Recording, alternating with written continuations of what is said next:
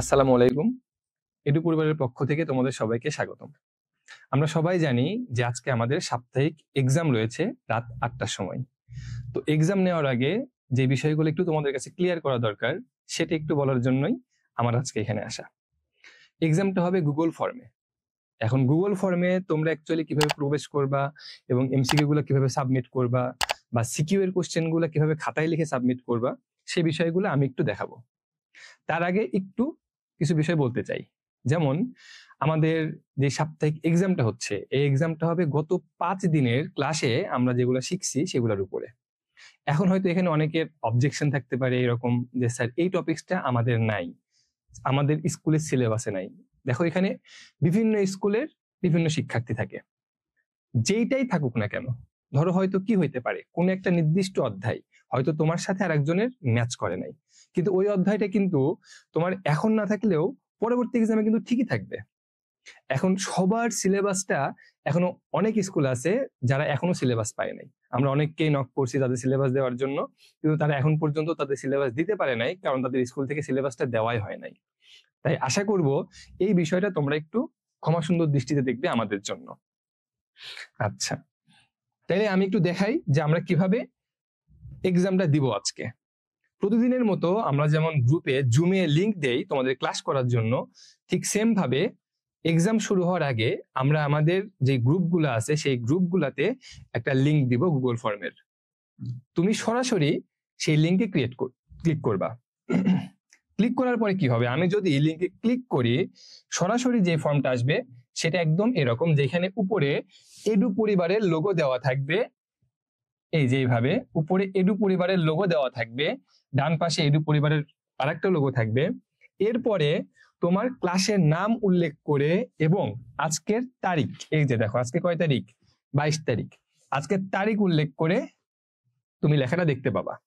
দেন একটু ফলো করো, দেখো লেখা আছে এমসিকিউ কোশ্চেনস। তার মানে এরপরে যে স্লাইড লেখাগুলো আছে সেগুলো সব এমসিকিউ কোশ্চেন। এইটা তোমার ক্লাসের উপর বেসিস করে এমসিকিউ কোশ্চেন দেওয়া হয়েছে। এমসিকিউ কোশ্চেন দেওয়া আছে 30টা। এরপরে তুমি কি করবা, একটু নিচে আসি আমি, দেখো এইখানে লেখা আছে গুগল ফর্মে ক্লিক করার পরে নেম অফ স্টুডেন্ট। এই যে নেম অফ স্টুডেন্ট, তুমি এখানে ক্লিক করো। এই যে দেখো নাম লেখার জায়গা চলে আসছে। কথা যেটা সেটা হচ্ছে এখানে তোমাকে মাস্ট ফিল করতেই হবে। আমি নাম লিখলাম, আমার নাম অন্তর, ঠিক আছে, বাস, আমার আর কোনো কিছু করার প্রয়োজন নাই। তারপরে আমার পরীক্ষা শুরু। এরপরে আমি আমার প্রত্যেকটা কোশ্চেনে, যে 1 নাম্বার কোশ্চেন 2 নাম্বার কোশ্চেন, এভাবে কোশ্চেন দেওয়া আছে এবং বাম পাশে দেখো তোমার অপশন গুলা সিরিয়ালি দেওয়া আছে এ বি সি ডি।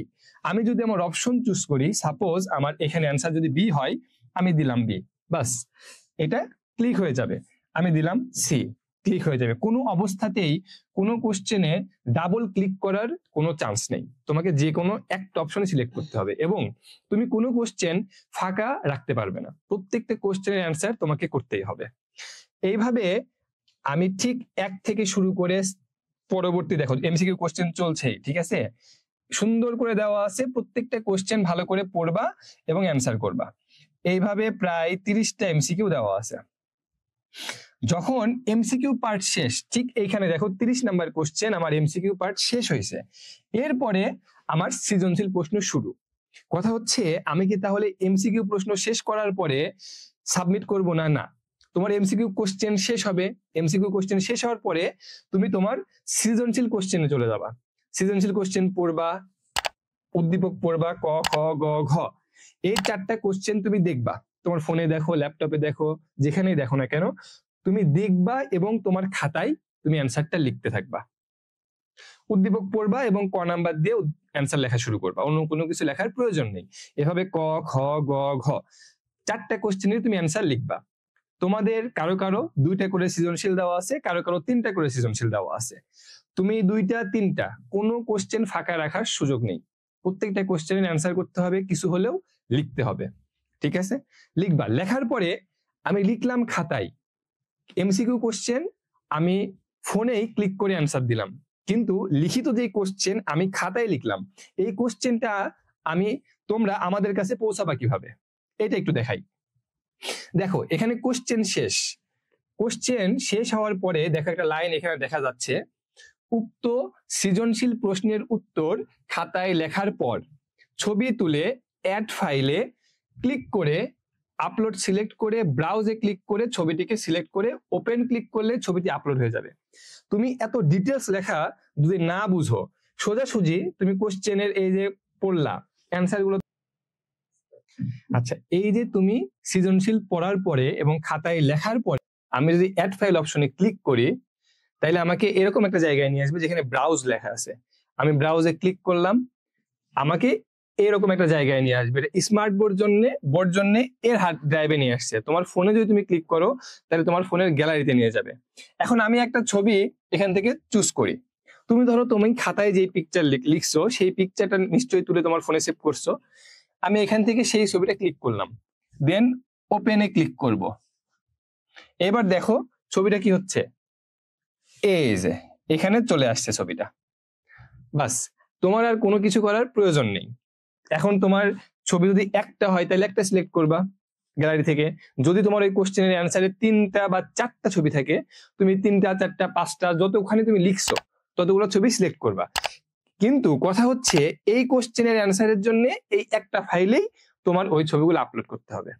এরপর তুমি আবার দ্বিতীয় কোশ্চেনে চলে আসলা, সেম ভাবে লিখলাম, অ্যাড ফাইলে ক্লিক করলাম, ব্রাউজ অপশনে ক্লিক করলাম, এখান থেকে আমি যে ছবি দিব সেই ছবিতে ক্লিক করলাম, ওপেনে ক্লিক করলাম,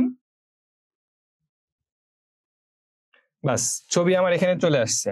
আমার কাজ শেষ। এরপরে জাস্ট সাবমিট। এখন কথা হচ্ছে এখানে দেখো আমার সাবমিট হচ্ছে না, কারণ আমি কোশ্চেনগুলোর অ্যান্সার করি নাই।